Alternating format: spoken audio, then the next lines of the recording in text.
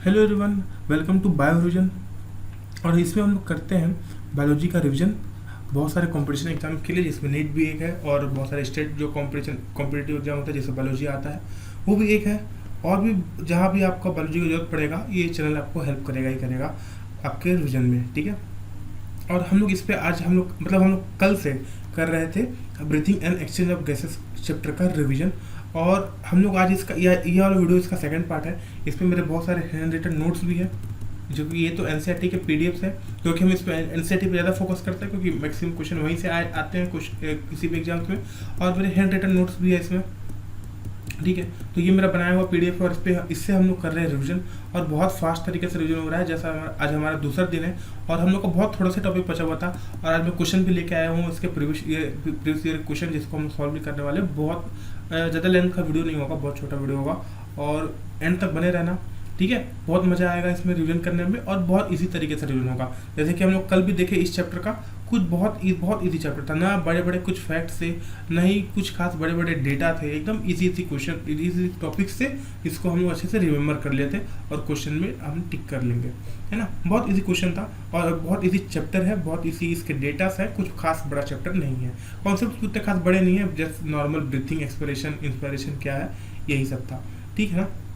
तो आज हम लोग अभी इस चैप्टर को ख़त्म करते हैं आज, ठीक है। जहाँ से हमारा चालू हुआ था, मतलब जहाँ तक हमारा ख़त्म हुआ था चैप्टर जो है, ये सब हमने देख लिया था। ये सब क्या होता है, एनाटॉमी, ये सब देख लिया था।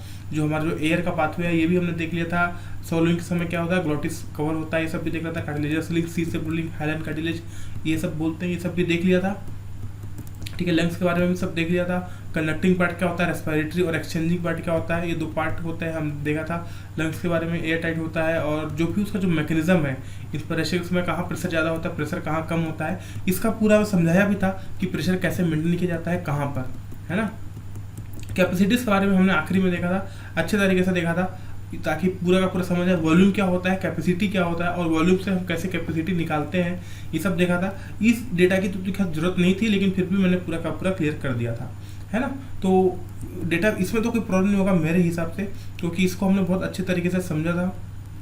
जो हमारे जो वॉल्यूम से, है ना, इतने सारे tidal volume, inspiratory reserve volume, expiratory reserve volume और रेसिडुअल वॉल्यूम, ये तीन तरीके से समझ सकते हैं। एक ये जो एनसीईआरटी की लाइनिंग है ये बहुत इजी है, जो वर्ड है बहुत इजी है, इसको मैं समझाया था। अगर आप भी खुद पढ़ेंगे तो खुद से भी बन जाएगा।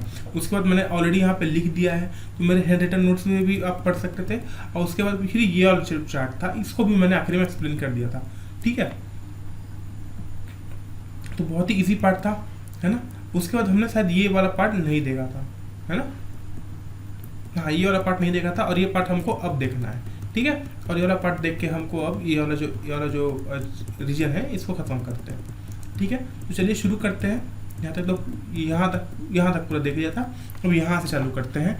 ये हमारा जो पार्ट है ये क्या है, हमारा एक्सचेंज ऑफ गैस, ठीक है। एक्सचेंज ऑफ गैस कैसे होता है, क्या बोल रहा है कि exchange of gas, alveoli are the primary sites of exchange of gases. Exchange of gases also occurs between blood and tissue. Oxygen and carbon dioxide are exchanged in these sites by simple diffusion, mainly based on pressure and concentration gradient. Solubility of the gases as well as the thickness of the membrane involved in diffusion are also some important factors that can affect the rate of diffusion. तो क्या क्या point बोल रहा है यहाँ पे कुछ point वो ये बोलना चाह रहा है कि देखिए जो एक्सचेंज ऑफ गैसेस है, हमने जब रेस्पिरेशन का देखा था, रेस्पिरेशन ही जब देखा था, तो रेस्पिरेशन में यहाँ पे हमने देखा था कि दो पार्ट है ना। इससे अगर मैं इधर आऊँ तो यहाँ पे हमने देखा था दो पार्ट थे। कौन कौन से दो पार्ट थे, एक हमारा ये था कंडक्टिंग पार्ट, एक हमारा था रेस्पिरेटरी या एक्सचेंज पार्ट बोल सकते हैं।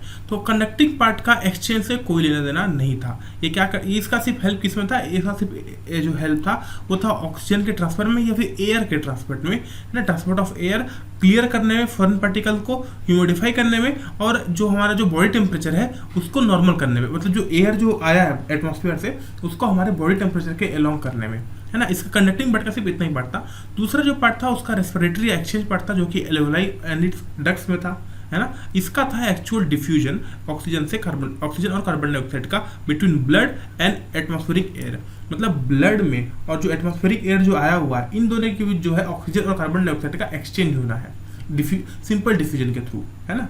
तो ये था हमारे रेस्पिरेटरी पार्ट में।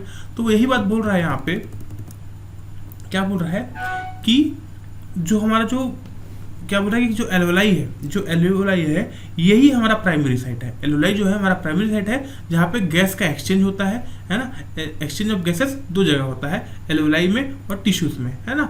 जो एल्वेलाई वाला पार्ट है ये हमारा प्राइमरी पार्ट है, जो कि यहाँ पे मेन एक्सचेंज ऑफ गैसेस होता है। टिश्यूज में भी होता है, सीधी सी बात है ना। अल्टीमेटली टिश्यूज में ही होना है, एल्वेलाई में तो ब्लड में जाता है, ठीक है। और ये यहाँ पे जो भी एक्सचेंज होता है, चाहे टिश्यू में हो चाहे एल्वेलाई में हो, तो उसका मेथड क्या होता है, उसका प्रोसेस क्या होता है, सिंपल डिफ्यूजन, ठीक है ना।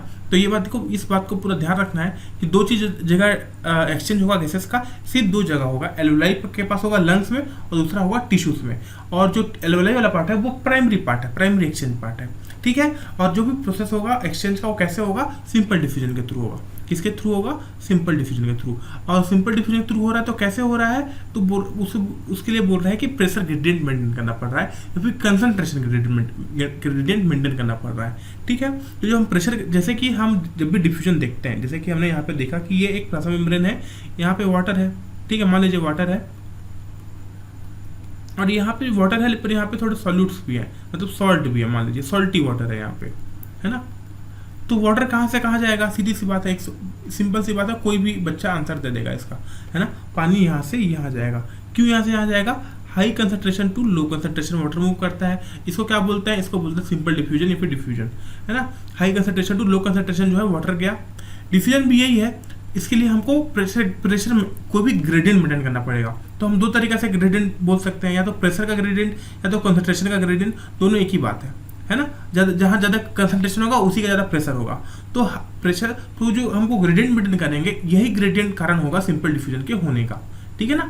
डिफ्यूजन ऐसे नहीं होता, डिफ्यूजन के लिए ग्रेडियंट मेंटेन करना पड़ता है। तो प्रेशर और कंसंट्रेशन ग्रेडियंट मेंटेन करने से ही जो हमारा एयर है उसका ट्रांसफर होता है। मैकेनिज्म हमने पिछले क्लास में देखा था, लेकिन आज हम क्या देखने वाले हैं कि आज हम ट्रांसपोर्ट का पूरा देखने वाले हैं कि क्या ट्रांसपोर्ट हो रहा है, कैसे ट्रांसपोर्ट हो रहा है, ठीक है। ग्रेडियंट क्या है, प्रेशर कहाँ पे कितना है, ये सब देखने वाले हैं। क्योंकि मैकेनिज्म तो देख चुके हैं, अब हम इसका दूसरा पार्ट देखने वाले हैं, रेस्पिरेशन का ही या फिर एक्सचेंज का ही, ठीक है। चलिए आगे चलते हैं। तो ये तो अभी हम इसको देखेंगे, ठीक है ना, इसको और अच्छे से देखेंगे। देखिए डेटा वाला दिया है, इसको देखेंगे, ठीक है। अभी पहले यहाँ पे आते हैं, इसका अगला पैराग्राफ। तो ये वाला पैराग्राफ तो पूरा हो गया, समझ गए। अब ये वाला पैराग्राफ देखिए, pressure contributed bye an individual gas, pressure contributed bye an individual gas in a mixture of gases is called partial pressure, and is represented as partial PO2, है ना।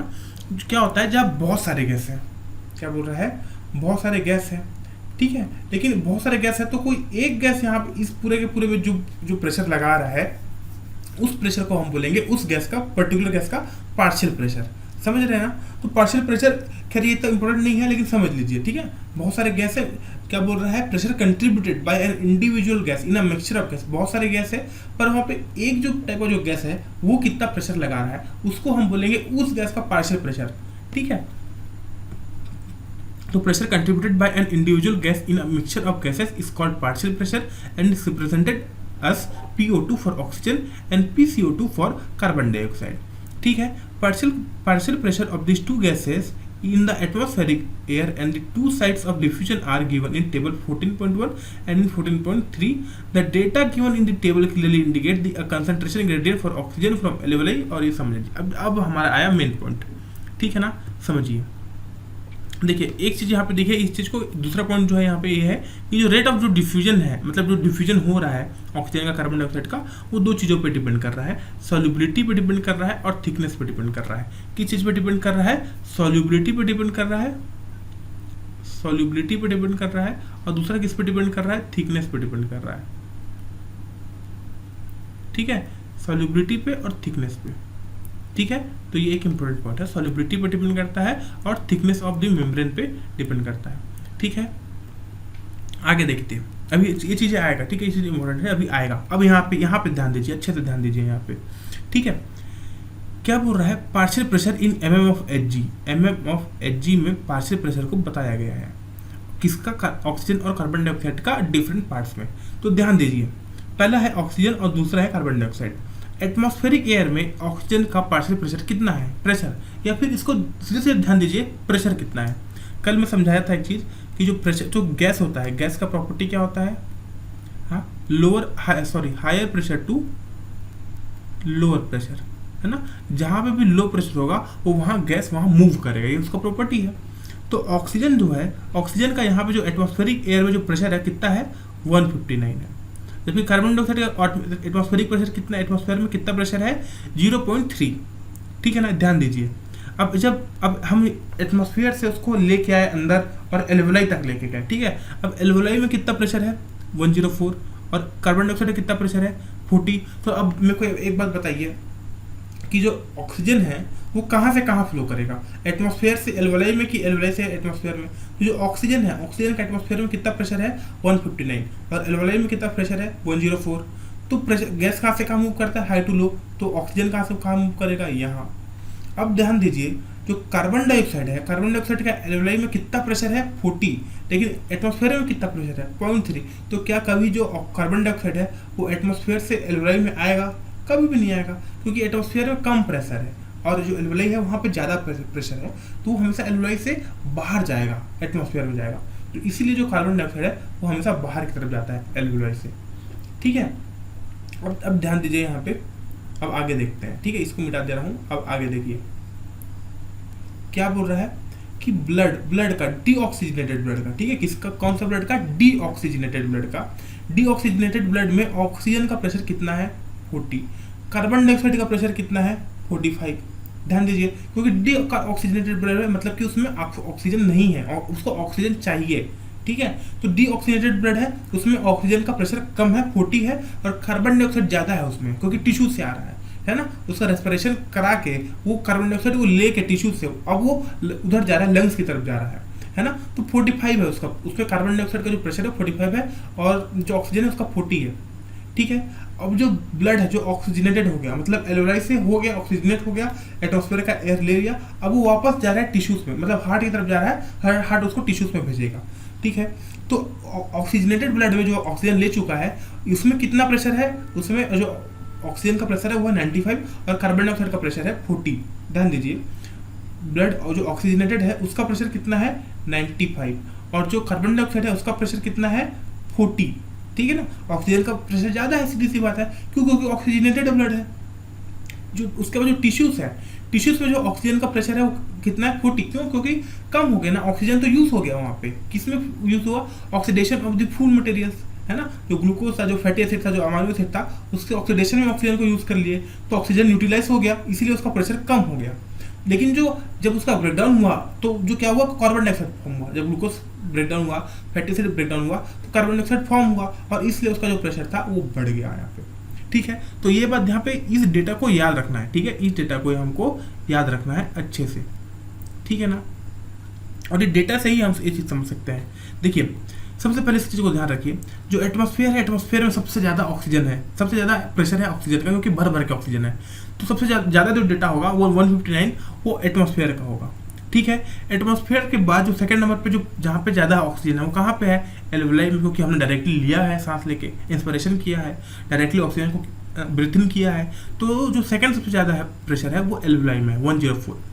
डीऑक्सीजनेटेड ब्लड में तो कमी है, ऑक्सीजनेटेड ब्लड में ज़्यादा होगा। फिर थर्ड नंबर में ऑक्सीजनेटेड ब्लड होगा, क्योंकि अब जो ऑक्सीजन था वो एल्वेलाई से ब्लड में ट्रांसफर कर लिया, है ना, 95 हो गया। उसके बाद क्या होगा, उसके बाद टिश्यूज में कम होगा ऑक्सीजन, क्योंकि वो यूटिलाइज कर लेता है ऑक्सीजन को, है ना। कार्बन डाइऑक्साइड का बात देखें तो एटमॉस्फेयर में बहुत कम है, बहुत कम प्रेशर है उसका, 0.3%, है ना। कितना है, 0.3%। एल्वेलाई में कितना है, 40, ठीक है। एल्वेलाई में कितना है, 40 है। डीऑक्सीजनेटेड ब्लड में कितना है, 45, मतलब डीऑक्सीजनेटेड ब्लड में बहुत ज़्यादा है, ठीक है ना, 45 है। ऑक्सीजनेटेड ब्लड में तो ऑक्सीजन बहुत फैल के है, इसलिए उसका जो क्वांटिटी है 40 है। और जो टिश्यूज हैं, टिश्यूज में कितना है, टिश्यूज में ज़्यादा है, 45 है। क्यों ज़्यादा है, क्योंकि वहाँ पे ब्रेकडाउन हुआ है। तो क्या हुआ, कार्बन डाइऑक्साइड का क्या डेटा है, एक 0.3 जो कि एटमॉस्फेयर में मतलब बहुत कम। अगर 0.3 वाला है तो क्या होगा, बहुत कम। हमको याद रखना है कि एटमॉस्फेरिक प्रेशर है कार्बन डाइऑक्साइड का। अब बचा 40, 45, 40, 45।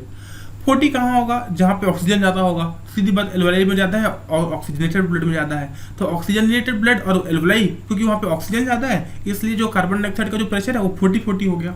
और ज़्यादा कहाँ होगा, जहाँ पे ऑक्सीजन कम होगा, जैसे कि जो हमारा जो डीऑक्सीजनेटेड ब्लड है और जो टिश्यूज़ है वहाँ पे 45 इसका प्रेशर होगा। क्यों, क्योंकि वहाँ पे ऑक्सीजन यूटिलाइज हो गया है ना। बचा ऑक्सीजन, ऑक्सीजन को ध्यान दीजिए। 159 यहाँ इसका एटमॉस्फेरिक प्रेशर है, इसको याद कर लीजिए। 104 इसका एल्वेलाई का प्रेशर है, इसको भी याद कर लीजिए। बच गया क्या, डीऑक्सीजनेटेड ब्लड, तो 40 हो गया। ऑक्सीजनेटेड ब्लड में कितना हुआ 95, टिश्यूज में कितना हुआ 40, ठीक है ना। तो इस सब डेटा को ध्यान दीजिए, इससे क्वेश्चन आता है, ठीक है। तो हम इस चीज़ को देख लिए कि कहाँ से कहाँ हो रहा है। अगर यहाँ पे कुछ चीज़ और देखना है, अगर इसको और डिटेल में देखना है थोड़ा सा, तो एक चीज़ और देख सकते हैं। यहाँ पे प्रेशर की तरफ पे देख सकते हैं, है कि नहीं, बताइए। एल्वेलाई और डीऑक्सीजनेटेड ब्लड, ठीक है। एल्वेलाई में ऑक्सीजन का प्रेशर कितना है 104, डीऑक्सीजनेटेड ब्लड आता है एल्वेलाई में, है ना। ऑक्सीजनेटेड ब्लड कभी थोड़ी ना आएगा, ऑक्सीजनेटेड ब्लड जो है जाएगा वहाँ से एल्वेलाई से, हमेशा एल्वेलाई के पास कौन सा ब्लड आएगा, डीऑक्सीजनेटेड, ठीक है। टिश्यूज से होकर जो डीऑक्सीजनेटेड ब्लड आ रहा है वही आएगा। तो डीऑक्सीजनेटेड ब्लड जो है उसमें ऑक्सीजन का प्रेशर कितना है 40। तो ऑक्सीजन जो है कहाँ से कहाँ फ्लो करेगा, एल्वेलाई से डीऑक्सीजनेटेड ब्लड में। क्यों, क्योंकि ऑक्सीजन का जो प्रेशर है, पार्शियल प्रेशर ब्लड में, वो कम है, तो 104 से 40 जाएगा। जो कार्बन डाइऑक्साइड का प्रेशर है डीऑक्सीजनेटेड ब्लड में वो ज़्यादा है, तो जो कार्बन डाइऑक्साइड है वो कहाँ फ्लो करेगा, वो डीऑक्सीजनेटेड ब्लड से एल्वेलाई में फ्लो करेगा, क्योंकि एल्वेलाई में जो है डीऑक्सीजनेट कार्बन डाइऑक्साइड का जो प्रेशर है वो कम है ना। यहाँ से यहाँ फ्लो करेगा, क्योंकि एटमॉस्फेयर में और भी कम है, सीधी सी बात है, ठीक है। अगर ब्लड और टिश्यूज की बात करें, जो ऑक्सीजनेटेड ब्लड है और टिश्यूज की बात करें, क्योंकि टिश्यूज के पास ऑक्सीजनेटेड ब्लड जाता है, कभी डीऑक्सीजनेटेड ब्लड थोड़ी ना जाएगा। डीऑक्सीजनेटेड ब्लड टिश्यूज से बाहर जाता है, लेकिन टिश्यूज के पास क्या आता है, टिश्यूज के पास ऑक्सीजनेटेड ब्लड आता है, ठीक है। तो ऑक्सीजन अब कहाँ से कहाँ फ्लो करेगा, ब्लड में कितना है 95, टिश्यूज में उसका प्रेशर कितना है 40, तो ब्लड क्या करेगा, जो ऑक्सीजन है वो यहाँ से यहाँ फ्लो कर जाएगा, क्योंकि यहाँ कम प्रेशर है। लेकिन टिश्यूज में कार्बन डाइऑक्साइड का पार्शियल प्रेशर बहुत ज़्यादा है, और ब्लड में जो कार्बन डाइऑक्साइड है उसका पार्शियल प्रेशर बहुत कम है, तो टिश्यूज से कहाँ जाएगा, ब्लड में चल देगा, ठीक है। क्लियर समझ आ रहा होगा आपको, समझ में लगने को लगता है, ठीक है। यहाँ पे भी अच्छे से देख सकते हैं, इस फोटो को भी बहुत इंपॉर्टेंट फोटो है, ध्यान दीजिए रहेगा, क्या पता नीट के एग्जाम में आ जाएगी, ठीक है। एक है इंस्पायर्ड एयर, एक है एक्सपायर्ड एयर। अब ध्यान दीजिए, जो एल्वुलर एयर है, जो यहाँ पे जो एल्वुलाई में कितना था, यहाँ पे जो बाहर था एटमॉस्फेयर में तो ऑक्सीजन का 159 था और कार्बन डाइऑक्साइड का 0.3 था, ठीक है। एल्वुलाई में कितना है, यहाँ पे लिखा हुआ 104 और कार्बन डाइऑक्साइड का कितना है 40 mm of Hg एल्वुलस में, ठीक है। ब्लड आया, ब्लड यहाँ से जो गया, ये और जो पार्ट है ये डीऑक्सीजनेटेड ब्लड है, यहाँ से डीऑक्सीजनेटेड ब्लड गया, ठीक है। डीऑक्सीजनेटेड ब्लड में जो कार्बन डाइऑक्साइड था कितना था 45 था, तो जो कार्बन डाइऑक्साइड था यहाँ से यहाँ चल देगा, और उसमें ऑक्सीजन कितना था, ऑक्सीजन फुट का प्रेशर 40 था, तो सीधी सी बात है जो ऑक्सीजन है 104 से 40 में आ जाएगा यहाँ पे। अब क्या हो गया, अब ब्लड में ऑक्सीजन आ गया, मतलब कि वो ऑक्सीजनेटेड हो गया, अब वो यहाँ से फ्लो कर जाएगा पल्मोनरी वेन इधर हार्ट, और इधर से सिस्टमिक आर्टरीज के थ्रू यहाँ चल देगा, ठीक है ना। अब यहाँ पे प्रेशर लिखा गया है ना, ब्लड में कितना 95 ऑक्सीजनेटेड ब्लड है और कार्बन डाइऑक्साइड में 40, तो यहाँ से क्या करेगा, टिश्यूज में ऑक्सीजन चल जाएगा और ऑक्सीजन में जो कार्बन डाइऑक्साइड है वो ब्लड में चल देगा, ब्लड से वापस यहाँ और यहाँ से वहाँ, फिर वही चीज़, समझ आ गया। तो एकदम सिंपल है ये, इस बात को ध्यान रखना है, ठीक है ना, बहुत इजी था। तो मेरे को लगता है यहाँ तक पूरा समझ आएगा, खेल जो है यहाँ पे क्या है। अब आगे देखते हैं, अ gradient is present for carbon dioxide in the opposite direction. जो भी ग्रेडियंट हम देखें, यही तो ग्रेडियंट है ना, ये जो प्रेशर का जो डिफरेंस आ रहा है यही ग्रेडियंट है, ये जो प्रेशर का जो डिफरेंस आ रहा है, प्रेशर डिफरेंस, यही ग्रेडियंट है, यही ग्रेडियंट मेंटेन किया है, ठीक है ना, समझ आ रहा है, यही ग्रेडियंट मेंटेन कर रहा है, इसी के कारण सिंपल डिफ्यूजन हो रहा है, क्योंकि कंसंट्रेशन में चेंज आया, एक ग्रेडियंट फॉर्म हुआ, और ग्रेडियंट फॉर्म हुआ तो क्या हुआ, जो प्रेशर जो गैस है उसका जो एक्सचेंज होता है वो हो गया, ठीक है ना। तो जो ग्रेडियंट फॉर्म हुआ यहाँ पे, अब देखिए आगे, a gradient is present for carbon dioxide in the opposite direction. जिस डायरेक्शन में ऑक्सीजन का ग्रेडियंट मेंटेन है उसके अपोजिट डायरेक्शन में कार्बन डाइऑक्साइड का ग्रेडियंट मेंटेन होगा। From tissue to blood, carbon dioxide कहाँ जाता है, टिश्यू से ब्लड में जाता है, और ब्लड से एल्वुलाई में जाता है, एल्वुलाई से एटमॉस्फेयर में चल देता है ना। as the solubility of carbon dioxide is 20 to 25 times higher than that of oxygen, ठीक है ना। सॉल्युबिलिटी कार्बन डाइऑक्साइड की कितनी ज़्यादा है, 20 से 25 गुना ज़्यादा है, यहाँ पे लिखा हूँ, solubility carbon dioxide is much greater than oxygen. कितना परसेंट, 25%, 20 से 25% ज़्यादा है सॉल्युबिलिटी कार्बन डाइऑक्साइड की ब्लड में, ठीक है ना, इन ब्लड। क्या इस बात को ध्यान रखेंगे, हाँ इस बात को हमेशा ध्यान रखना, ठीक है। सॉल्युबिलिटी इन ब्लड, ठीक है ना, कार्बन डाइऑक्साइड कितने ज़्यादा है, 25% ऑक्सीजन के मुकाबले। The amount of carbon dioxide that can diffuse through the diffusion membranes per unit difference in partial pressure is much higher compared to the oxygen. Simple सी बात है, उसका सॉल्युबिलिटी ज़्यादा है तो क्या करेगा, कार्बन डाइऑक्साइड ज़्यादा जल्दी ब्लड में चल देगा, है ना.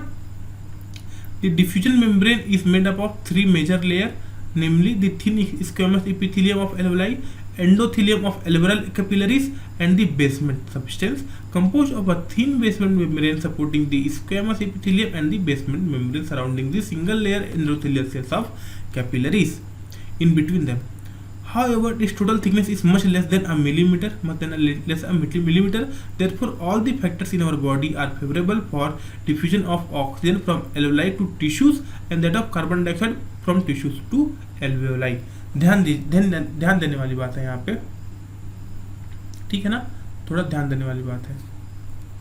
इसको मैं क्या करूँ, अब थोड़ा कम कर लेता हूँ, वापस सबमिट कर ली. देखिए यहाँ पे ये क्या चीज़ है, ये है हमारा एल्वियोलस, ठीक है ना. क्या है, एल्वियोलस, है ना, जहाँ पे जो प्राइमरी एक्सचेंज है यहाँ पे गैस का यही होना है. यहाँ पे हमारे पास तीन लेयर दिया गया है. एक तो ये तो लूमेन हो गया, ये कैविटी हो गया, है ना.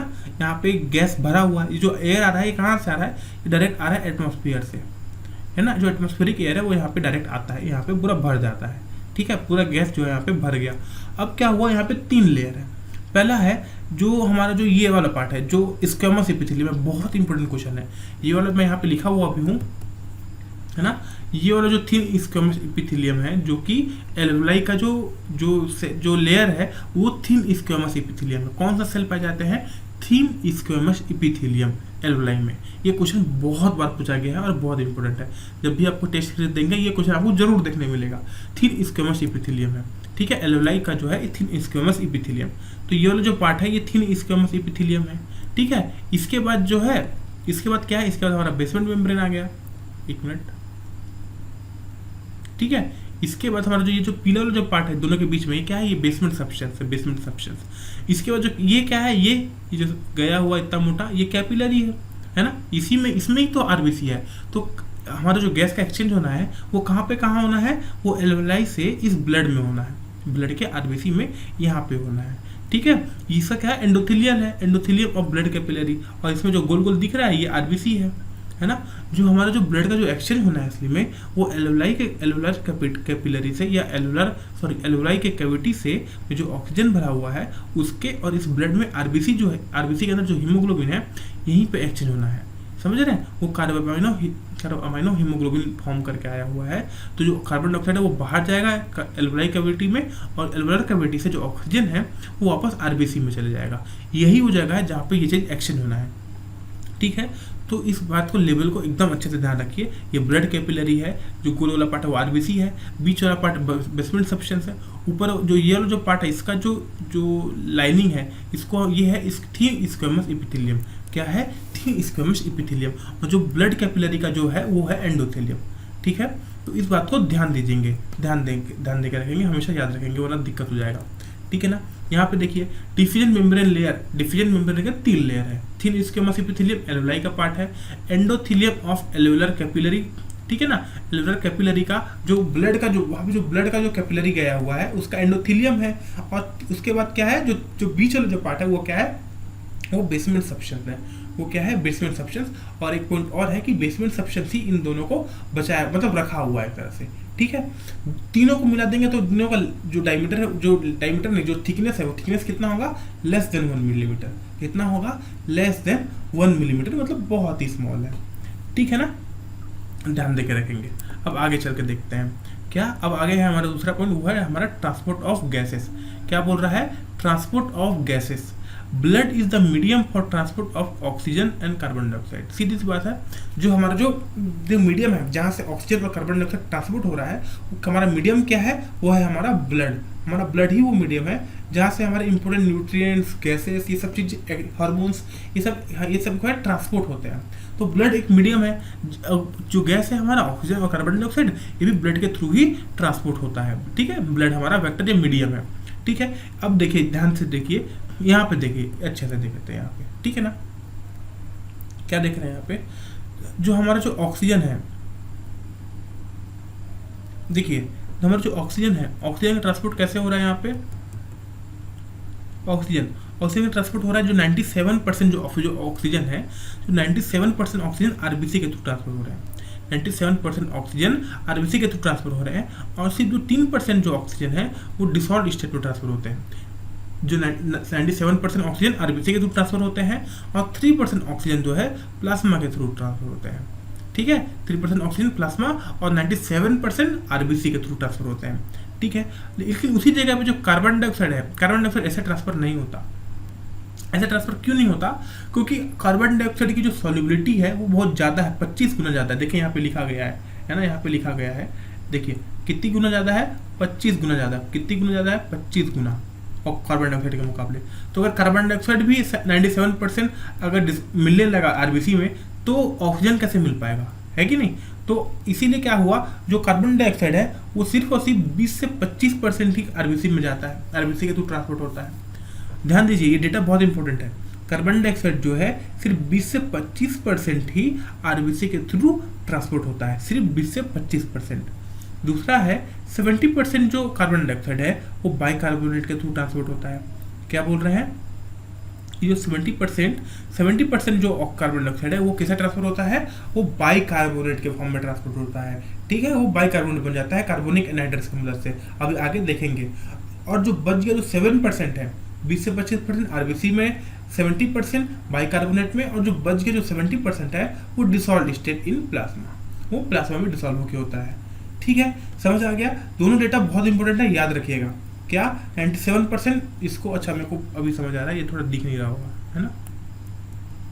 अब थोड़ा दिख रहा होगा, ठीक है ना? हाँ, अब ध्यान दीजिए इसको। देखिए ऑक्सीजन जो है 97% कैसे ट्रांसफर हुआ? आरबीसी से, 3% डिसॉल्व स्टेट प्लाज्मा।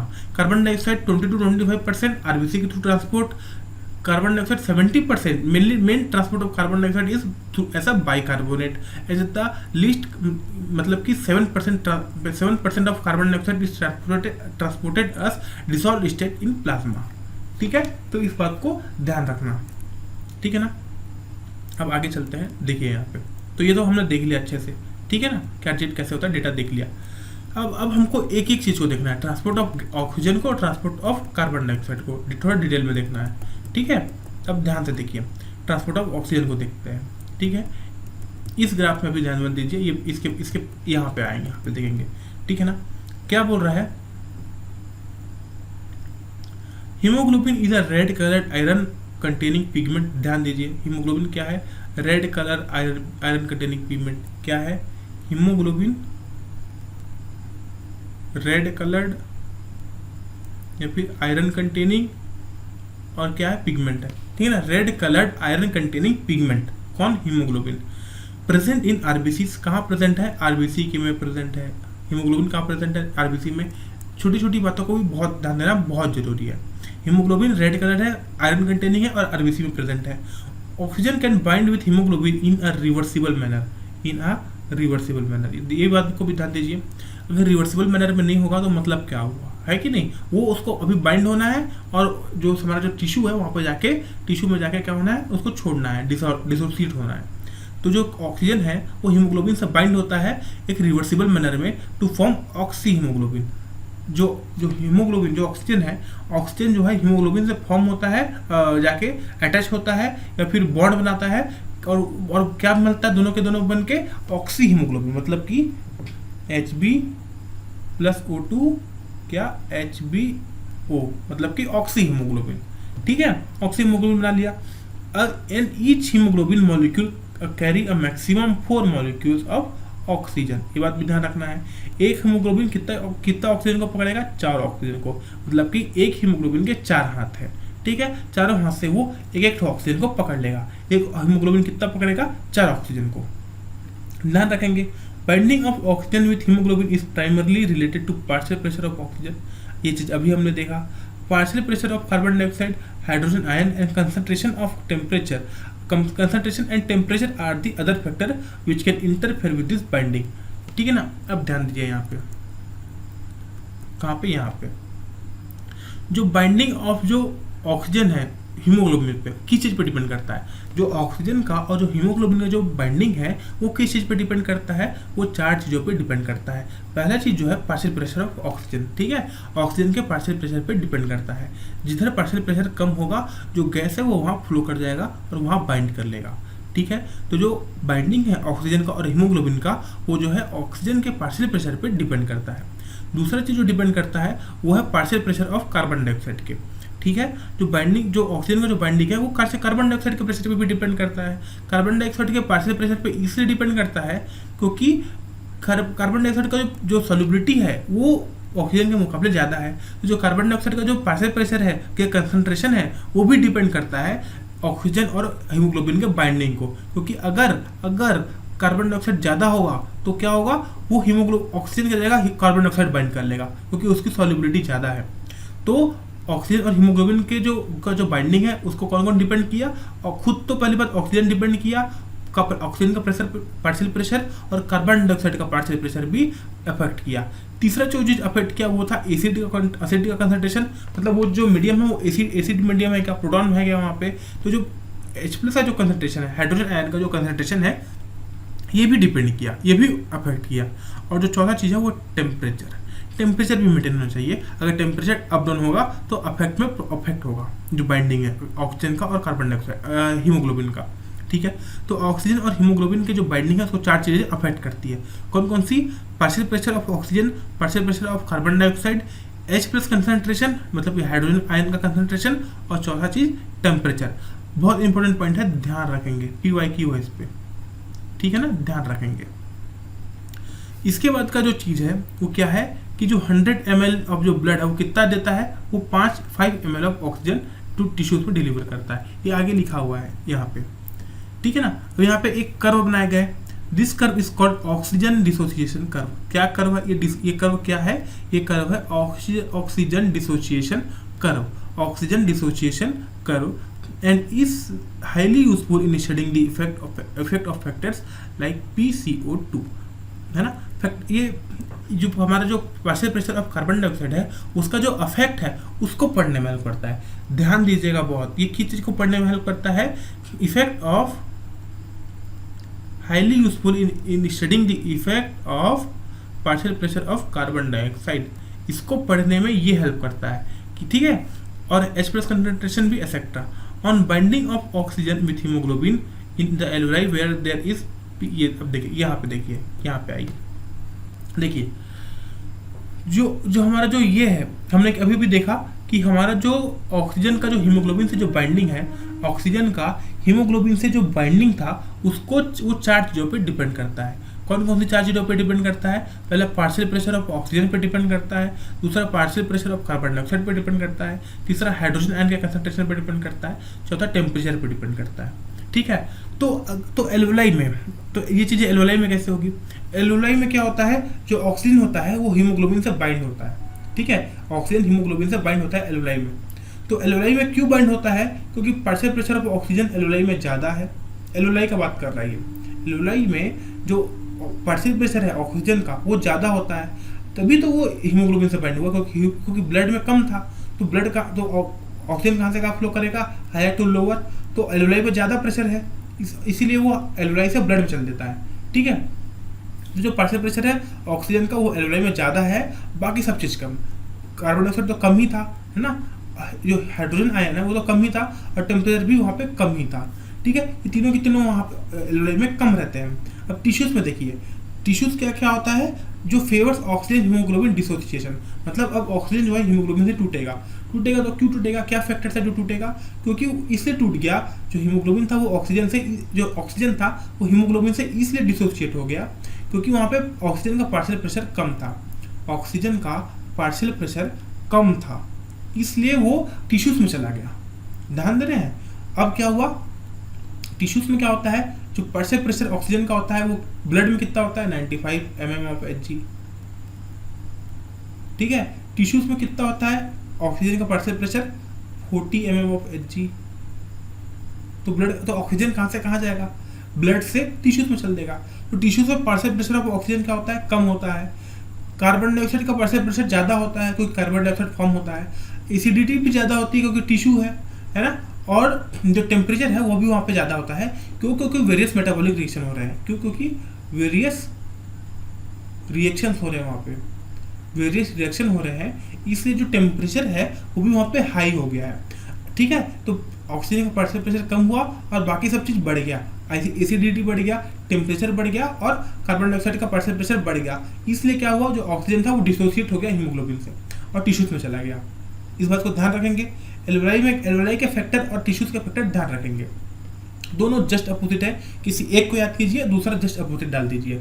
ठीक है, ध्यान दीजिए, एकदम इजी पार्ट है। जो एल्वेलाई है वहाँ पे ऑक्सीजन ज़्यादा है तो ऑक्सीजन का पार्शियल प्रेशर ज़्यादा है, कार्बन डाइऑक्साइड का पार्शियल प्रेशर कम है, हाइड्रोजन आयन कम है, टेम्परेचर कम है। अगला डालो जस्ट अपोजिट इसका। ठीक है ना। अब इसी को देखते हुए क्या होता है कि ये वाला जो सरफेस है, ये वाला जो ग्राफ है, ये ग्राफ बनाया जाता है। ठीक है ना। ये ग्राफ क्या बता रहा है, ये ग्राफ देखिए इस तरफ क्या बता रहा है, जो ऊपर वाला जो पार्ट है, जो वाई एक्सिस है, वाई एक्सिस क्या बता रहा है, इसका परसेंटेज सेचुरेशन बता रहा है। क्या बता रहा है, percentage saturation of haemoglobin with oxygen. क्या बता रहा है, ये परसेंटेज सेचुरेशन बता रहा है, percentage saturation of haemoglobin with oxygen. देखिए जैसे जैसे यहाँ पे जो है प्रेशर बढ़ रहा है, ये एक्स एक्सिस क्या बता रहा है, एक्स एक्सिस जो है पार्शियल प्रेशर बता रहा है ऑक्सीजन का। ठीक है ना, एमएफ में जैसे जैसे जो है ऑक्सीजन का पार्शियल प्रेशर बढ़ा, वैसे वैसे क्या हुआ, सेचुरेशन आ गया किसी चीज में, ऑक्सीजन और हीमोग्लोबिन के फॉर्मेशन में, बाइंडिंग में। देखिए जितना ज़्यादा प्रेशर इधर ऑक्सीजन का, उतना ज़्यादा यहाँ पे बाइंडिंग, और जितना कम प्रेशर उतना कम बाइंडिंग, मतलब कि यहाँ पे डिसोसिएशन हो रहा है। ठीक है ना, तो इस बात को ध्यान रखिएगा, इस ग्राफ को ध्यान रखिएगा। ठीक है, तो होप करता हूँ अभी तक समझ आया होगा। ये वाला पॉइंट बहुत इंपॉर्टेंट है समझने के लिए, इस बात को ध्यान देना है। क्या, ये एल्वेलाई वाला पार्ट को ध्यान देना है और टिश्यूज वाला पार्ट को ध्यान देना है। दोनों फैक्टर को अच्छे से याद रखिए कि प्रेशर ऑफ ऑक्सीजन कहाँ ज़्यादा होगा, वहाँ कहाँ पे ज़्यादा होगा, एल्वेलाई में ज़्यादा होगा। ठीक है, देखिए यहाँ पे प्रेशर जो है ज़्यादा है, यहाँ प्रेशर ज़्यादा है, इसीलिए क्या हुआ, हीमोग्लोबिन और जो ऑक्सीजन है वो यहाँ पे बाइंड होगा, और बाइंड होगा तो देखिए ग्राफ ऊपर है ना। अब जो टिश्यूज है, टिश्यूज में क्या हुआ, टिश्यूज में जो ऑक्सीजन का जो पार्शियल प्रेशर है वो कम है, कार्बन डाइऑक्साइड का ज़्यादा है, तो क्या होगा, ऑक्सीजन का डिसोसिएशन हो जाएगा। देखिए यहाँ पे जो प्रेशर कम है ऑक्सीजन का, इससे जो है ऑक्सीजन का डिसोसिएशन हो गया यहाँ पे, है कि नहीं, ऑक्सीजन यहाँ पे टूट के टिश्यूज के पास चला गया। ठीक है, तो इस बात को ध्यान रखिएगा, बहुत इजी पॉइंट है। ये जो पॉइंट यहाँ पे जो लिखा गया है, ये जो पूरा पॉइंट लिखा गया है वो यही है सिर्फ। ठीक है, एल्वेलाई में क्या होता है, पार्शियल प्रेशर ऑफ ऑक्सीजन ज़्यादा होता है और कार्बन डाइऑक्साइड कम होता है, टिश्यूज में जस्ट अपोजिट। ठीक है, इस बात को अगर ध्यान रखेंगे तो कोई भी क्वेश्चन गलत नहीं होगा। ठीक है, अभी क्वेश्चन आएगा तो हम इसको सॉल्व करेंगे। एक फैक्ट है यहाँ पे, इंपॉर्टेंट फैक्ट, कि PYQ भी है, ये जो है PYQ भी है। क्या PYQ है कि 100 ml of blood gives 5 ml of oxygen to tissues, मतलब ऑक्सीजनेटेड ब्लड जो है, हमारा जो 100 ml ऑफ ऑक्सीजनेटेड ब्लड है वो टिश्यूज में कितना ml ऑक्सीजन देता है, 5 ml। ठीक है, फैक्ट है, ध्यान रखिएगा। 100 ml ब्लड से टिश्यूज में कितना ml ब्लड ऑक्सीजन गया, 5 ml गया। ठीक है, तो ध्यान रखेंगे इस चीज को। ठीक है ना। अब आगे वाला जो पॉइंट है, वो क्या है, वो है हमारा ट्रांसपोर्ट ऑफ कार्बन डाइऑक्साइड। तो ऑक्सीजन का ट्रांसपोर्ट हमने देखा कैसे हुआ, जो पार्शियल प्रेशर जो ग्रेडियंट था उसके ऊपर डिपेंड किया। कार्बन डाइऑक्साइड का भी वैसे ही हुआ था, लेकिन कार्बन डाइऑक्साइड क्या था, कार्बन डाइऑक्साइड का जो 70% ऑफ कार्बन डाइऑक्साइड था वो ऐसा बाइकार्बोनेट फॉर्म हो रहा था, ऐसा बाइकार्बोनेट ट्रांसपोर्ट हो रहा था, है ना। अब इस चीज से इसको यहाँ पे देखेंगे, carbon dioxide is carried by haemoglobin as carbamino haemoglobin. जब से कि ऑक्सीजन हीमोग्लोबिन से बाइंड हुआ तो क्या बोले, ऑक्सी हीमोग्लोबिन। वैसे ही जब कार्बन डाइऑक्साइड जो हीमोग्लोबिन से फॉर्म होता है तो हम उसको बोलते हैं कार्बामाइनो हीमोग्लोबिन। ठीक है, तो जो कार्बन डाइऑक्साइड है वो हीमोग्लोबिन के द्वारा कैसे जाता है, ऐसा कार्बामाइनो हीमोग्लोबिन अबाउट 20 to 25%। ठीक है, ये डेटा हमने पहले भी देखा हुआ है, कितना परसेंट कार्बन डाइऑक्साइड से ट्रांसपोर्ट होता है कार्बामाइनो हीमोग्लोबिन की जैसे 20 to 25%। This binding is related to partial pressure of carbon dioxide. हाँ, सीधी सी बात है, एकदम इजी बात है। This binding is related to partial pressure of carbon dioxide, ये चीज हमने पहले भी देखा हुआ है ना। Partial pressure of oxygen is a major factor which affect this binding. Partial pressure of oxygen यहाँ पे मेजर फैक्टर है जो अफेक्ट करता है। इंपॉर्टेंट पॉइंट, क्या इंपॉर्टेंट पॉइंट। ठीक है ना, जैसे partial pressure of carbon dioxide जो है ऑक्सीजन ऑक्सी हीमोग्लोबिन के बाइंडिंग को अफेक्ट करता है, वैसे ही ऑक्सीजन का पार्शियल प्रेशर भी यहाँ पे मेजर फैक्टर है जो अफेक्ट करता है कार्बामाइनो हीमोग्लोबिन के फॉर्मेशन को। ठीक है ना, ध्यान दीजिएगा इस पॉइंट को, बहुत इंपॉर्टेंट, इसीलिए मिस्टर मार्क किया, ध्यान दीजिएगा। ठीक है, ये हो रहा है क्या, नहीं हो रहा है, छोड़िए, ध्यान दीजिए।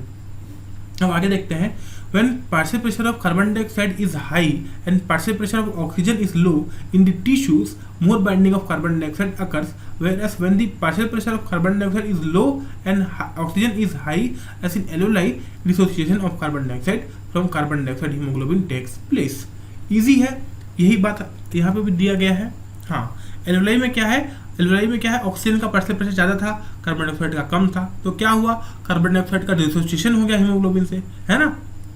टिश्यूज में क्या था, टिश्यूज में कार्बन डाइऑक्साइड ज़्यादा था और ऑक्सीजन कम था, इसीलिए कार्ब अमाइनो हीमोग्लोबिन का फॉर्मेशन हो गया। ठीक है, ये बात समझ में आ रहा है कि नहीं आ रहा है, बहुत ईजी बात है। ठीक है, ये बात अगर आप यहाँ पे समझेंगे, ये वाला पॉइंट जो मैं जो समझाया हूँ, इस जगह पे सारे के सारे डाउट्स क्लियर हो जाएंगे, है ना। यही बात है, सिंपल सी बात है।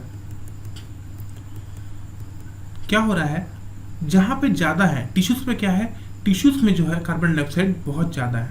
ठीक है, तो कहाँ से ब्लड, गैस कहाँ से कहाँ फ्लो करता है, high pressure to low pressure. Tissues के पास क्या आता है, ब्लड आता है, टिश्यूज के पास आया ब्लड, तो जो कार्बन डाइऑक्साइड है टिश्यूज के पास क्या ज्यादा है, तो टिश्यूज के पास ज्यादा है, तो कहाँ से कहाँ चल जाएगा, टिश्यूज से ब्लड में चल जाएगा। कैसे जाएगा, अब टिश्यू से ब्लड में चला गया, तो ब्लड में क्या फॉर्मेशन होगा, ब्लड में क्या है, हीमोग्लोबिन है, तो अमाइनो हीमोग्लोबिन फॉर्मेशन होगा। ठीक है, अब ब्लड यहाँ पे फिर से गया एल्वेलाई में। ठीक है, एल्वेलाई में क्या था, ऑक्सीजन ज़्यादा, कार्बन डाइऑक्साइड का प्रेशर कम था, तो क्या हुआ, जो अमाइनो हीमोग्लोबिन का डिसोसिएशन हो गया और जो अमाइनो हीमोग्लोबिन था वो एल्वेलाई में चला गया। बस इतनी सी तो बात है। ठीक है, और यहाँ पे आगे देखते हैं, RBC contain a very high concentration of enzyme that is called carbonic anhydrase and minute quantities of the same is present in the plasma too। ध्यान दीजिए, प्लाज्मा में भी minute quantity में है। This enzyme facilitates the following reaction in the both direction। Carbon dioxide plus hydrogen, carbon dioxide plus water carbonic anhydrase के through क्या बन गया, बाइकार्बोनेट आयन, बाइकार्बोनेट, और बाइकार्बोनेट फिर से टूट के क्या बन गया, बाइकार्बोनेट आयन, और ये एक रिवर्सिबल रिएक्शन, और हाइड्रोजन आयन, ये एक रिवर्सिबल रिएक्शन है। ठीक है, तो क्या बताना चाह रहा है, आरबीसी में क्या होता है, आरबीसी में जो कार्बन डाइऑक्साइड है वो बहुत ज़्यादा होते हैं। ठीक है, एक बार यहाँ ऐसे दिमाग लीजिए, आरबीसी में एक एंजाइम होता है जिसका नाम है कार्बोनिक एनहाइड्रेस। क्या है, एक एंजाइम है जिसका नाम क्या है, कार्बोनिक एनहाइड्रेस। आरबीसी में थोड़ा सा जो कार्बोनिक एनहाइड्रेस है वो कहाँ पे होता है, वो प्लाज्मा में भी होता है, एकदम माइन्यूट क्वांटिटी में। ठीक है, ध्यान रखना है। कार्बोनिक एनहाइड्रेस जो है आरबीसी में होता है। ठीक है, अब कार्बोनिक एनहाइड्रेस क्या करता है, जो कार्बन डाइऑक्साइड आया था, वो कार्बन डाइऑक्साइड जो है वाटर के साथ रिएक्ट करके क्या बना देता है, बाइकार्बोनेट बना देता है। टिश्यूज में क्या बना देता है, बाइकार्बोनेट बना देता है। ठीक है, या फिर इसको ऐसे भी देख सकते हैं कि जो टिश्यूज था, टिश्यूज में क्या फॉर्म हुआ, कार्बन डाइऑक्साइड फॉर्म हुआ, तो कार्बन डाइऑक्साइड जो है वाटर के साथ रिएक्ट करके क्या बना दिया, बाइकार्बोनेट बना दिया। बाइकार्बोनेट क्या है, अब बाइकार्बोनेट जो है कहाँ गया, ब्लड में गया। ब्लड में गया तो क्या हुआ, ब्लड में क्या था, ब्लड में था कार्बोनिक एनहाइड्रेस था, तो क्या हुआ, वो वापस टूट जाएगा तो क्या बना देगा, ये बना देगा, क्या बोलते हैं इसको, बाइकार्बोनेट का आयन और हाइड्रोजन आयन। ठीक है ना, ब्लड और प्लाज्मा में। उसके बाद क्या होगा, फिर से चेंज होगा, कार्बोनिक एनहाइड्रेस है इसमें बाइकार्बोनेट में, और फिर टूट जाएगा कार्बन डाइऑक्साइड वाटर में, और ये जो है ये एल्वेलाई में रिलीज कर देगा कार्बन डाइऑक्साइड। एकदम इजी पॉइंट है ये, ध्यान दीजिए यहाँ पे। एट द टिश्यू साइड, यहाँ पे देखिए, at the tissue side where partial pressure of carbon dioxide is high due to catabolism, carbon dioxide diffuses into blood, RBC and plasma and forms bicarbonate ion and H+। ठीक है ना, जो carbon dioxide था वो कहाँ गया, tissue से चला गया, कार्बन डाइऑक्साइड जो टिश्यू से कहाँ चला गया, ब्लड में चला गया। ब्लड में क्या था, कार्बोनिक एनहाइड्रेस, तो ब्लड में क्या हुआ, वो HCO3 और H+ बना दिया।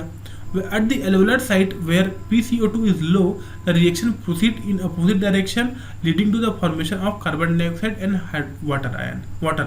ठीक है, तो क्या हुआ, जब एल्वेलाई का जो साइट था वहाँ पे क्या हुआ, क्योंकि वहाँ पे जो partial pressure of carbon dioxide था वो कम था, तो वहाँ पे कार्बन डाइऑक्साइड का फॉर्मेशन हो गया और कार्बन डाइऑक्साइड जो है रिलीज हो गया, कहाँ, एल्वेलाई में। Thus thus carbon dioxide trapped as bicarbonate at the tissue level and transported to the alveoli as released out as carbon dioxide. Each 100 ml of deoxygenated blood delivers approximately 4 ml of carbon dioxide in the alveoli. ठीक है ना?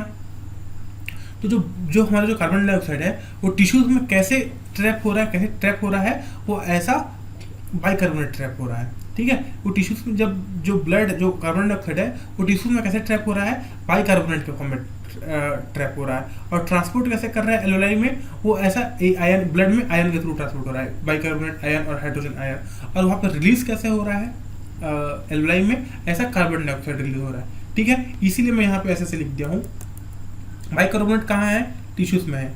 Blood में जाने के बाद क्या हुआ, वो बाइकार्बोनेट आयन और हाइड्रोजन आयन के फॉर्म में हुआ ब्लड में। और जब एल्वेलाई में जब रिलीज होने का बाद आया तो क्या हुआ, कार्बन डाइऑक्साइड और वाटर के फॉर्म में वो रिलीज हो गया। ठीक है, बहुत इजी पॉइंट था। तो मैं होप करता हूँ यहाँ तक आपको समझ में आया होगा। अगर समझ में नहीं आया तो इस चीज़ को फिर से देखिए या फिर इस चीज़ को रीड कीजिए एनसीईआरटी में। ठीक है ना, इस चीज़ को रीड करेंगे तो बहुत आपको ज़्यादा हेल्प होगा। रीडिंग बहुत इंपॉर्टेंट है, रीडिंग जो है एनसीईआरटी की बहुत इंपॉर्टेंट है। जितने भी टॉपर लोग आते हैं उन लोग का आप इंटरव्यू देखे होंगे कि लोग कितने बार बोलते हैं कि लोग 10-15 बार एनसीईआरटी को पूरी की पूरी एनसीईआरटी को रीड किए होते हैं। जितनी बार आप रीड करेंगे, इस वीडियो को देखेंगे, उतना ज़्यादा आपको हेल्प होगा। ठीक है ना, इस पीडीएफ में ही ऑलरेडी दिया गया है जितना भी एनसीईआरटी का पैराग्राफ है, उसको बार बार रीड कीजिए। उसके बाद रीड करने के बाद जो मेरे एनसीईआरटी के जो नोट्स हैं, जो बनाया हुआ जो नोट्स है, हैंड रिटन नोट्स है, इसको एक बार चेक कीजिए तो आपको बहुत ईजी पड़ेगा।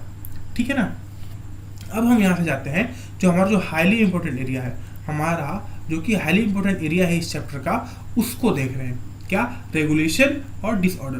क्योंकि क्या होता है, क्या इन लोग का थॉट प्रोसेस होता है कि जो बच्चा है उसका जो इंटरेस्ट है चैप्टर के ऊपर वो इन आते आते खत्म हो जाता है। तो मैक्सिमम क्वेश्चन जो कहाँ से दे दो, चैप्टर के एंडिंग पॉइंट से दे दो। सिंपल सी बात है। ठीक है ना, इसीलिए जो एंडिंग पॉइंट होता है वहाँ से ज़्यादा क्वेश्चन आते हैं। ठीक है, अब ध्यान दीजिए यहाँ से, रेगुलेशन ऑफ रेस्पिरेशन, रेस्पिरेशन के रेगुलेशन, इस पूरे को मैं यहाँ पे लिख दिया हूँ।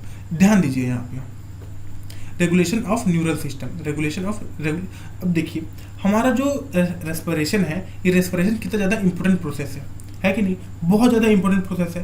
तो इंपॉर्टेंट प्रोसेस है तो इसका रेगुलेशन भी बहुत इंपॉर्टेंट होगा, इसका रेगुलेशन करना भी बहुत ज़रूरी है कि नहीं। तो हम इसका रेगुलेशन कैसे करेंगे, तो इसके रेगुलेशन के लिए हम क्या करेंगे, रेगुलेशन के लिए हमारे बॉडी में इसके लिए बहुत सारे पार्ट्स हैं, है ना। वो अलग अलग जो पार्ट है, जो हमारे जो न्यूरल सिस्टम में जो पार्ट है, वो हमारे रेस्पिरेशन को रेगुलेट करते हैं।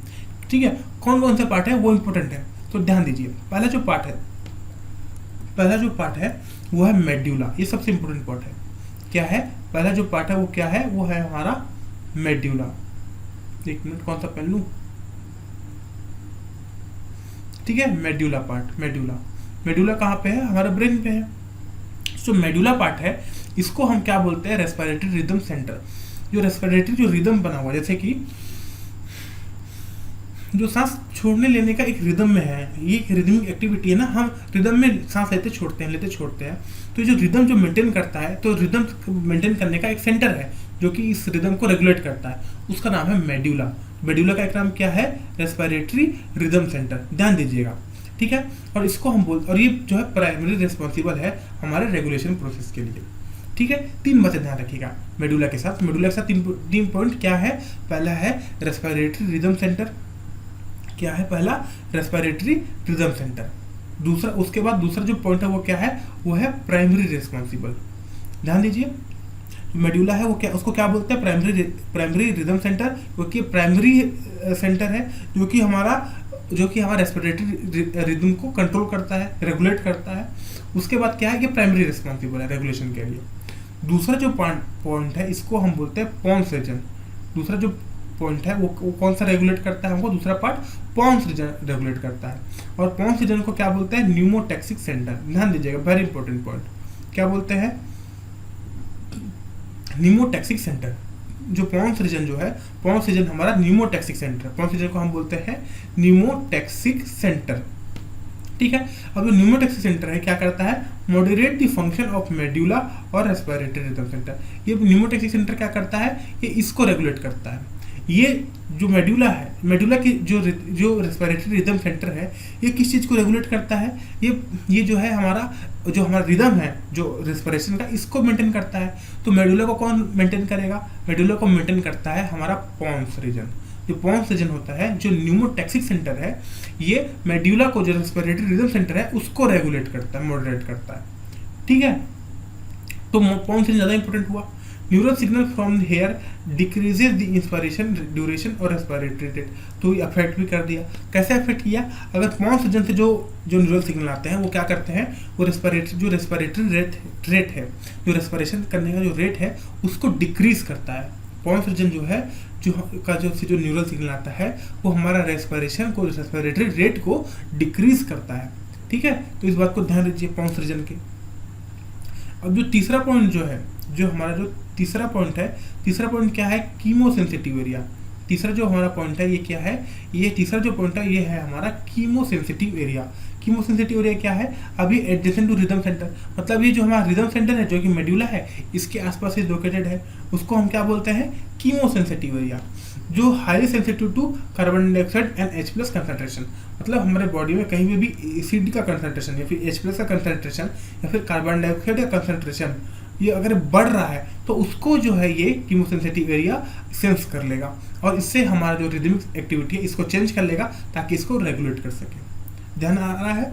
चौथा जो पॉइंट है, ये इसको हम बोलते हैं, एक मिनट, चौथा जो पॉइंट है, इसकी है हमारा रिसेप्टर। ठीक है, 3 पॉइंट हो गया, मेडुला हो गया, पोन्स हो गया और कीमोसेंसिटिव एरिया हो गया। अब जो चौथा पॉइंट है, ये रिसेप्टर है। कहाँ रिसेप्टर है? ऑर्टिक आर्च में, मतलब कि हार्ट में और कैरोटिड आर्टरी में। ठीक है, जो ऑर्टिक आर्च है हमारा हार्ट का, ऑर्टिक आर्च, इस पे रिसेप्टर है, और जो कैरोटिड आर्टरी है, इस पे रिसेप्टर है।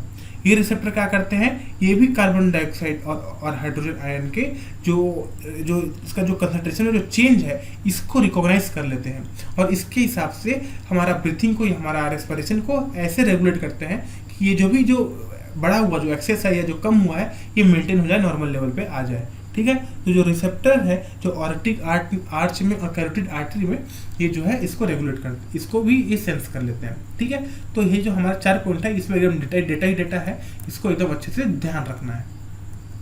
ठीक है, इसके बाद है रोल ऑफ ऑक्सीजन। इस बात को भी ध्यान रखना है। Role of oxygen is insignificant in regulation of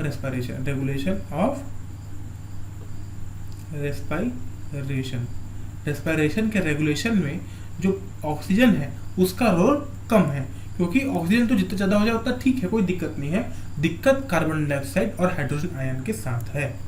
ठीक है, अब इसके बाद है हमारा डिसऑर्डर, लास्ट वाला पार्ट। ये लास्ट पार्ट है, क्या है? जो हमारा जो लास्ट पार्ट है, ये है हमारा डिसऑर्डर्स। अब डिसऑर्डर्स को ध्यान से देखना है। Asthma is difficulty in breathing.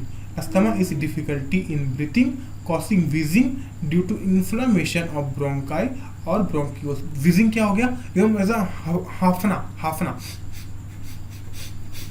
ठीक है, हाफना। अस्थमा में देखें ना, लोग हाफने लग जाते हैं एकदम से, क्योंकि क्या होता है? इन्फ्लामेशन हो जाता है। किसमें? ब्रोंकाई और ब्रोंकियोस में। ब्रोंकाई और ब्रोंकियोस में क्या हो गया? इन्फ्लामेशन हो गया। वहाँ इन्फ्लामेशन हो गया तो क्या हुआ? एल्वेलाई में प्रॉपर ऑक्सीजन नहीं जा पाया। तो क्या हुआ?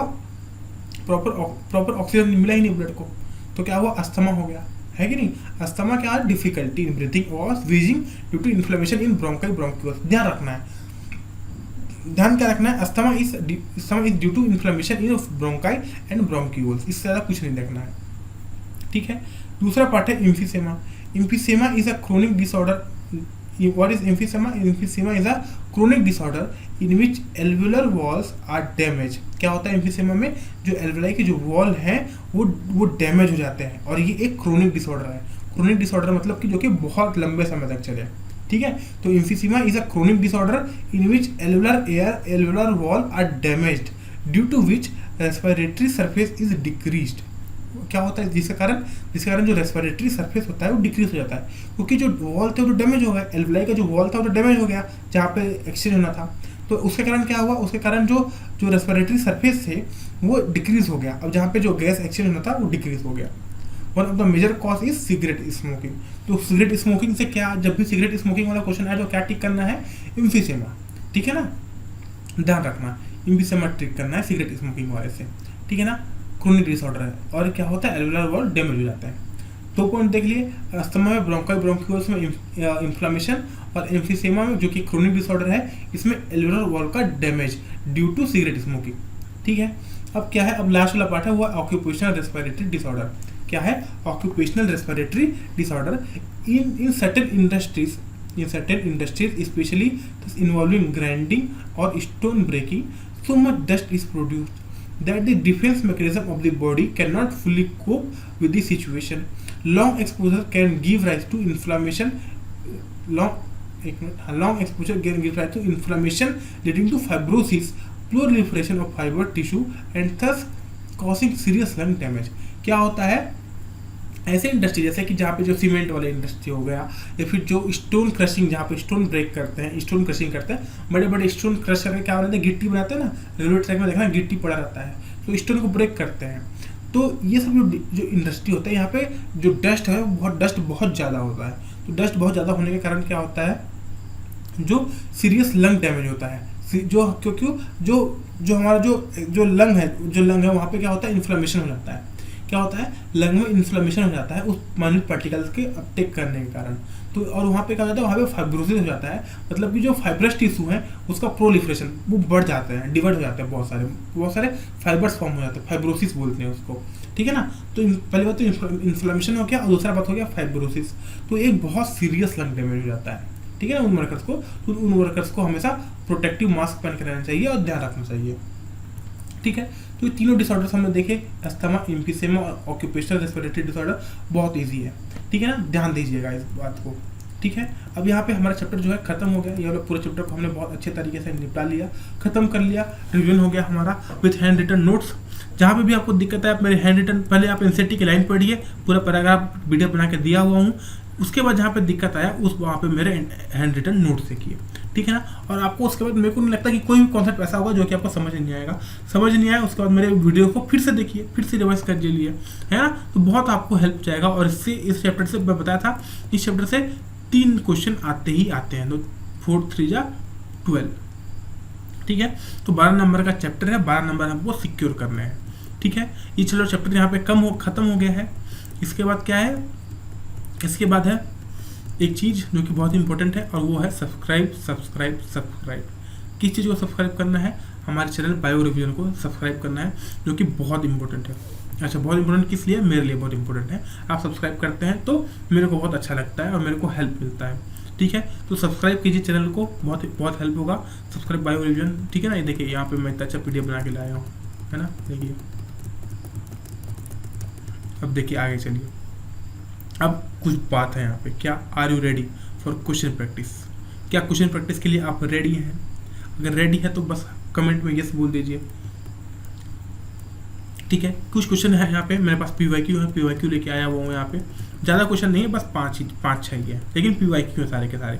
तो PYQ हम सॉल्व करेंगे, उसके बाद ही हम इस चैप्टर को डन करेंगे अच्छे से, ठीक है ना। उसके बाद आप जाके आराम से अपना नोट्स बनाइएगा या रिवाइज कीजिएगा, फिर से एनसीईआरटी को एक बार देखिएगा। वैसे रिवाइज तो हो गया है, क्वेश्चन प्रैक्टिस भी मैं कराई देता हूँ, ठीक है। तो जाके कुछ दूसरा सब्जेक्ट पढ़ाई करिएगा, ठीक है ना।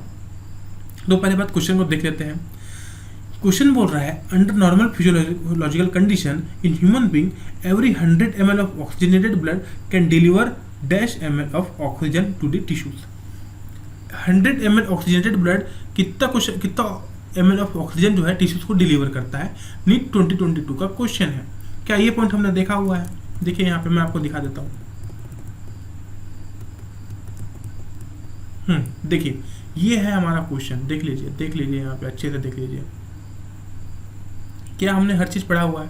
तो हर चीज़ पढ़ा हुआ है तो सीधी सी बात है, पूरा का पूरा हमारे PDF से पेपर आएगा, है ना। देख लीजिए यहाँ पे फैक्ट है, 100 ml ऑफ ब्लड जो है 5 ml ऑफ ऑक्सीजन से जो 100 ml ऑफ जो ऑक्सीजनेटेड ब्लड है, कितना ml ऑक्सीजन जो है टिश्यूज को छोड़ता है? 5 ml। सीधी सी बात है। तो क्या हमारे यहाँ पे ऑप्शन क्या हो जाएगा?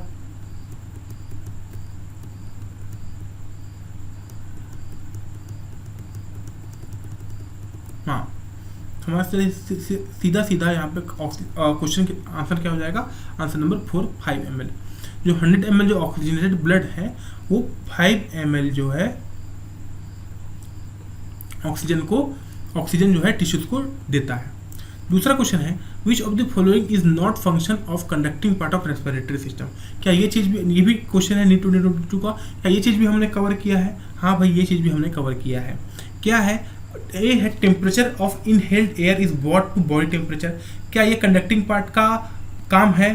हाँ है, पर वो पूछा नॉट पूछा है ना, जो काम नहीं है, कंडक्टिंग पार्ट का काम नहीं है। क्या ये काम है? हाँ काम है। Provide surface for diffusion of oxygen and carbon dioxide, नहीं भैया ये नहीं है, यही तो हमारा आंसर है। Clear inhaled air from foreign particle, हाँ inhaled air from it humidify. जो कंडक्टिंग पार्ट है रेस्पिरेटरी सिस्टम को, क्या करता है? वो पहली बात तो एयर को ट्रांसपोर्ट करता है, उसके बाद उसका टेम्परेचर मेंटेन करता है, बॉडी के टेम्परेचर के अलॉन्ग आता है, उसके बाद उसका फॉरेन पार्टिकल होता है उसको क्लियर करता है, उसके बाद उसको ह्यूमिडिफाई भी करता है। क्या नहीं करता? वो है सरफेस एरिया प्रोवाइड नहीं करता डिफ्यूजन के लिए। क्यों? क्योंकि ये जो रेस्पिरेटरी जो सिस्टम है, जो रेस्पिरेटरी पार्ट है या फिर जो एक्सचेंज पार्ट है, वो करता है, जो एल्वेलाई का पार्ट है। ठीक है, ये चीज़ भी हमने कवर किया है, मैं लिखा हुआ हूँ पीडीएफ पर, ध्यान दीजिएगा। ये है नीट 2021 का क्वेश्चन, ठीक है ना। 2021 क्या assertion, a person goes to high altitude and experience altitude sickness with symptom like breathing difficulty and heart palpitation. Reason due to low atmospheric pressure at high altitude, the body does not get sufficient oxygen. In the light of the above statement, choose the correct answer from the option given below. ठीक है, एक आदमी जो है high altitude में जाता है, मतलब कि पहाड़ के ऊपर जाता है, हिमालय में जाता है, तो क्या होता है? उसके हार्ट में उसको ब्रीथिंग नहीं आ रही होती है, उसको पैल्पिटेशन होता है, ब्रीथिंग में डिफिकल्टी होता है। अभी जो रीजन दे रहा है डिफिकल्टी का कि ये सब क्यों हुआ, ये सब इसलिए दिया क्योंकि जैसे जैसे वो ऊपर गया, हाई एल्टीट्यूड में गया, जो प्रेशर ऑफ ऑक्सीजन है, ऑक्सीजन का पार्शियल प्रेशर वो डिक्रीज हो गया। ये डिक्रीज हुआ तो क्या हुआ? इसके में ऑक्सीजन ज़्यादा हो गया नहीं। अब सीधी सी बात है, ये चीज़ सही है, क्योंकि हाई एल्टीट्यूड में जाने से क्या होता है कि जो हमारा जो गैस है उसका जो एयर है, उसका जो पार्शियल प्रेशर है ऑक्सीजन का, वो कम हो जाता है। तो क्या होता है? ज़्यादा अमाउंट ऑफ ऑक्सीजन जो है हम अंदर ले नहीं पाते। क्यों? क्योंकि जो प्रेशर है वो तो कम हो गया है ना। तो प्रेशर कम हो गया तो उस ताकत से हम ऑक्सीजन जो है हमारे अंदर नहीं आ पाएगा ना, एयर हमारे अंदर नहीं आ पाएगा, क्योंकि प्रेशर कम हो गया है। अब प्रेशर उधर कम हो गया है, दिक्कत ये हो गया है, तो इसीलिए क्या होता है? ब्रीथिंग में डिफिकल्टी होता है, हार्ट पैल्पिटेशन होता है ना। तो हमारा जो रीजन है, क्या वो सही है? वो सही है। एसर्शन सही है क्या? हाँ सही है। क्या हमारा जो रीजन है वो रीजन एसर्शन को डिफाइन कर रहा है, एक्सप्लेन कर रहा है? हाँ कर रहा है। तो हमारा आंसर ए हो जाएगा।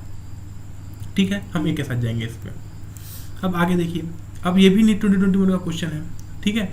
Select the favourable condition required for formation of oxy haemoglobin and the alveoli. Alveoli में क्या क्या ऐसा चीज़ है जिसके कारण हमारा जो है ऑक्सी हीमोग्लोबिन फॉर्म होता है? तो ऑक्सी हीमोग्लोबिन हमारा कब फॉर्म होता है? देखिए, ये भी चीज़ हमने देखा हुआ है, अभी देखा हुआ है। पार्शियल प्रेशर ऑफ ऑक्सीजन ज़्यादा होना चाहिए, partial pressure of carbon dioxide कम होना चाहिए, जो H+ कंसनट्रेशन है कम होना चाहिए, टेम्परेचर कम होना चाहिए। तो हाई PaCO2, हाई PO2 ये दोनों तो अपने आप एलिमिनेट हो गए, बचे ऑप्शन ए सी। दूसरा पॉइंट देखिए, लो PaCO2, हाई PaCO2, भगवान ये भी पॉइंट एलिमिनेट हो गया, सीधी सी बात है। हाई PO2, लो PaCO2, less H+, lower temperature, यही तो फेवरेबल कंडीशन है ऑक्सी हीमोग्लोबिन फॉर्मेशन होने के लिए। तो फिर हो गया ए हमारा, ठीक है। फिर से नीट 2021 का क्वेश्चन ध्यान दीजिए। The partial pressure in mm of Hg of oxygen and carbon dioxide eight alveoli the site of diffusion. मैं बोला था इसको ध्यान दीजिए। देखिए, जो ऑक्सीजन है, देखिए यहाँ पे ऐसे देख ले सकते हैं, एक है हमारा एटमॉस्फेयर, ठीक, ATM लिख देता हूँ, एटमॉस्फेयर। उसके बाद है हमारा एल्वेलाई, इसके बाद हो गया हमारा क्या आएगा? हमारा डीऑक्सीजनेटेड ब्लड आ गया। उसके बाद क्या हो गया? हमारा ऑक्सीजनेटेड ब्लड आ गया। इसके बाद क्या आया? हमारा टिश्यूज आ गया, ठीक है। तो ये वाला पार्ट हो गया हमारा। अब ध्यान दीजिए इसको, एक बात हम लोग अभी भी देखे हैं यार, ये चीज़ बनना चाहिए क्वेश्चन, ठीक है ना। इसके बाद हो गया हमारा ऑक्सीजन, इसके बाद हो गया हमारा कार्बन डाइऑक्साइड। एटमॉस्फेयर में हमारा कितना प्रेशर होता है? 159। इसका कितना होता है? 0.3। एल्वेलाई में कितना होता है? 104। इसका कितना होता है? इसका होता है 40। डीऑक्सीजनेटेड ब्लड में कितना होता है? 40। ये कितना होता है? 45। ऑक्सीजनेटेड ब्लड में इसका कितना होता है? 95। इसका कितना होता है? 40। टिश्यूज में कितना होता है? 40। इसका कितना होता है? 45। क्या बोल रहा है? एल्वेलाई में, एल्वेलाई में कितना होता है? 104। कौन सा ऑप्शन में 104 है? ध्यान दीजिए, ए में। खत्म आंसर। 150 0.3 ये तो किसका हो गया? ये हो गया एटमॉस्फेयर का, 95-42 किसका हो गया? ऑक्सीजनेटेड ब्लड का। 40-45 किसका हो गया? डी ऑक्सीजनेटेड ब्लड का। बच क्या गया? ऑप्शन नंबर ए, मतलब वही हमारा आंसर हो गया। Match the following columns and select correct option from the codes given below. अच्छा, मैच करना है। देखिए मैच वाला जो ऑप्शन होता है, जो मैचिंग वाला जो ऑप्शन होता है, यहाँ पे ध्यान दीजिए। जो मैचिंग वाला जो ऑप्शन होता है, इसमें हमको क्या करना पड़ता है? इस पे हमको ऑप्शन को देखना होता है। पहले आप इसको देखिए, अगर आप पहले इसको देखने गए तो आप टाइम वेस्ट कर रहे हैं ना, यहाँ पे नहीं जाना है। पहले हमको जाना है कोड्स पे। कोड्स पे ध्यान दीजिए, कौन से कॉमन है। देखिए जो 1 है, डी में जो बी ऑप्शन है, जो बी वाला जो ऑप्शन है और जो सी वाला ऑप्शन है, दोनों में 1 कॉमन है। तो इन दोनों को हटा दीजिए। पहले यहाँ देखिए 1 कॉमन है, 4 भी कॉमन है, तो ज़्यादा चांसेस हैं कि जो हमारा सही आंसर है ये वो या बी या सी होगा, क्योंकि 2 चीज़ कॉमन हो गया है ना। आप तीसरा चीज़ देखिए, बी में डिफरेंस है, एक में 3 है, एक में 2 है, तो बी को यहाँ पे मिला लीजिए। ऑक्सीजन डिसोसिएशन कर्व, क्या ऑप्शन होगा इसका? एल्वेलाई कभी नहीं होगा। पॉन्स रीजन ऑफ ब्रेन कभी नहीं होगा। हीमोग्लोबिन और बच गया आरबीसी, तो इससे भी लेना देना नहीं है। ऑक्सीजन डिसोसिएशन कर्व किससे लेना देना था? हीमोग्लोबिन से, तो बच गया क्या? ती आंसर हो गया सी, खत्म बात। नहीं, एक मिनट, मैं ये ऑप्शन को देख लिया। बी दिख रहा है ना, बी, तो बी का क्या ऑप्शन है? 3, तो ये बी में ऑप्शन है, तो हमारा आंसर बी हो गया, है कि नहीं। अब इसको फिर से मेंटेन कर लीजिए, मैच कर लीजिए। एक ऑप्शन यहाँ पे क्या है? 2, न्यूमोटॉक्सिक सेंटर पॉन्स रीजन में होता है क्या? अभी हमने देखा है, हाँ भाई सही है। बी तो 3 था, हीमोग्लोबिन ये तो देखा था। सी क्या? सी 4 है। सी क्या? कार्बोनिक एनहाइड्रेट्स। कार्बोनिक एनहाइड्रेट्स कहाँ पर जाता है? आरबीसी में। चौथा क्या बच गया? Primary side of action of gases, हमसा एल्वेलाई है। तो ठीक है, तो ये है हमारा तरीका, अप्रोच, ये है हमारा अप्रोच इसको टैकल करने का। जो मैच वाला जो क्वेश्चन होता है, इसको टैकल करने का हमारा ये वाला हमारा अप्रोच क्या है? ये अप्रोच है। पहले हम ऑप्शन पे जाएंगे, ऑप्शन में क्या क्या मैच होता है उसको देखेंगे, और उसके बाद हमारा आंसर आ जाएगा। एक ही चीज़ को मैच करना, सबको थोड़ी ना मैच करोगे, सबको मैच करोगे टाइम निकल जाएगा। एक चीज़ को मैच करो, ठीक है ना। तो ये हमारा तरीका हो गया 2020 का। फिर से नीट 2022 का क्वेश्चन है, वही अक्टूबर का था, ये सितंबर का था, 2 नीट हुआ था ना। तो identify the wrong statement with reference to transport of oxygen. Identify the wrong statement reference to transport of oxygen. क्या रॉन्ग स्टेटमेंट है? Partial pressure of carbon dioxide can interfere with oxygen binding with the haemoglobin. क्या ये करता है? हाँ करता है। ये रॉन्ग है क्या? नहीं, ये रॉन्ग नहीं है, सच है। Higher H+ concentration in alveoli, यहाँ एल्वेलाई में हायर H+ कंसंट्रेशन कभी होगा क्या?